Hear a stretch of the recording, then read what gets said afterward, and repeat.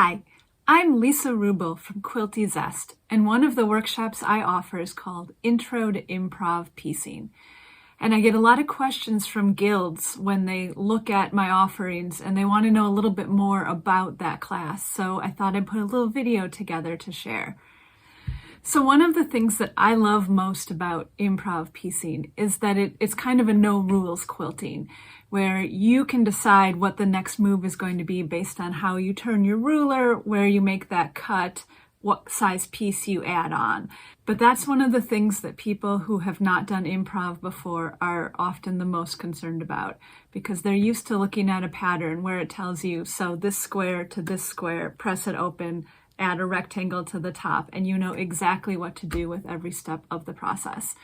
So when you're doing a technique that's not based specifically on step-by-step directions with measurements and all of that, it can be a little bit disconcerting.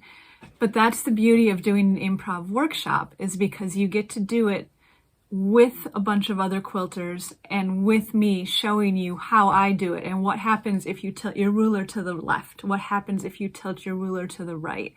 And then I, of course, walk around and give one-on-one attention and look at different spots where the next strip is going to go and see, what color do we want? How wide should it be? That type of thing.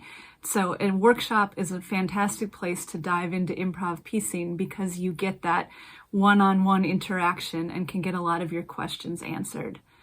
Now, in the Intro to Improv workshop, I focus on a couple different techniques, which I will show you in the quilt behind me. We start out with what I think is the easiest of all improv blocks, which is this little confetti block here. And basically we take one square, choose an angle and cut it in half, and then sew a strip into the middle and square it up. And that's the first one we start with because it allows you to get comfortable with the idea of angling the ruler in different ways and seeing exactly what it does.